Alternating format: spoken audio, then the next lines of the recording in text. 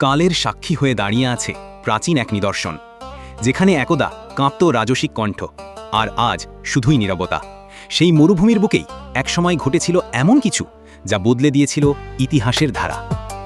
আজ আমরা জানব সেই বিস্ময়কর কাহিনী, যা শুধু ইতিহাস নয়, বরং আমাদের জন্য এক বিরাট শিক্ষা। আসুন ইতিহাসের গভীরে যাই, আল্লাহর কুদরতের এক অলৌকিক নিদর্শনের সন্ধানে। ১. মাদাইন সালেহ।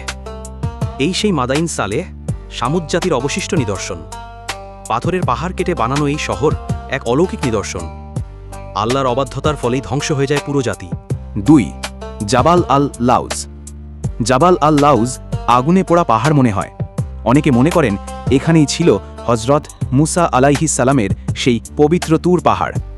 আজও রহস্যে ঘেরা এই স্থান। ৩. রুব আল খালি। এটি রুব আল খালি, দি এমটি কোয়ার্টার, পৃথিবীর সবচেয়ে বড় বালুকাময় মরুভূমি। কথিত আছে এই বালির নিচে লুকিয়ে আছে হারিয়ে যাওয়া এক সভ্যতা। ৪. জাবাল আল তুবইর। হিজরতের সময় এই পাহাড়েই আশ্রয় নিয়েছিলেন নবীজি সাল্লাল্লাহু আলাইহি ওয়াসাল্লাম ও আবু বকর রাদিয়াল্লাহু আনহু।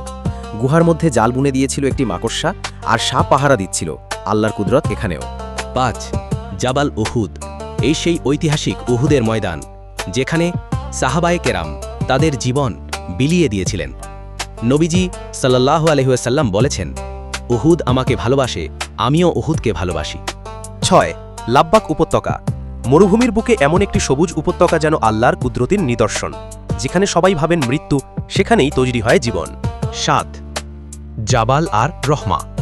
এই পাহাড়েই নবীজি বিদায় হজের খুতবা দিয়েছিলেন। আরাফাতের এই দিন হজের মূল রোকন। আল্লাহর রহমতের পাহাড় বলা হয় একে। ৮. উকাজ বাজারের ধ্বংসাবশেষ।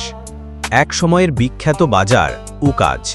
ইসলাম পূর্বযুগে এখানেই হতো কবিতার প্রতিযোগিতা। আজ তা শুধুই ধ্বংসাবশেষ, সময়ের সাক্ষী। ৯. সালালা মরুভূমির বৃষ্টি। মরুভূমিতে বৃষ্টি আল্লাহর এক অদ্ভুত নিয়ামত। যেখানে মাটি চিরকাল শুকনো, সেখানে ঝরে পড়ে রহমতের ফোঁটা। ১০. আল উলা। আল উলা প্রাচীন শিল্প ও ইতিহাসের এক জ্যান্ত নিদর্শন। শত শত বছর আগের আরব সভ্যতার নিঃশব্দ সাক্ষ্য এখানে গাঁথা রয়েছে। প্রিয় দর্শক, সময় চলে যায়, রাজত্ব ভেঙে পড়ে, প্রাসাদ ধ্বংস হয়, কিন্তু ইতিহাস থেকে শিক্ষা নেওয়াই প্রকৃত বুদ্ধিমানের কাজ। আল্লাহ যাদের চান সম্মানিত করেন, আর যাদের চান নামিয়ে আনেন ধুলায়। তাই আসুন আমরা এই নিদর্শনগুলো দেখে শুধু অবাক না হয়ে আমাদের ঈমানকে করি মজবুত, আমলকে করি শুদ্ধ, আর আল্লাহর পথে ফিরে আসি।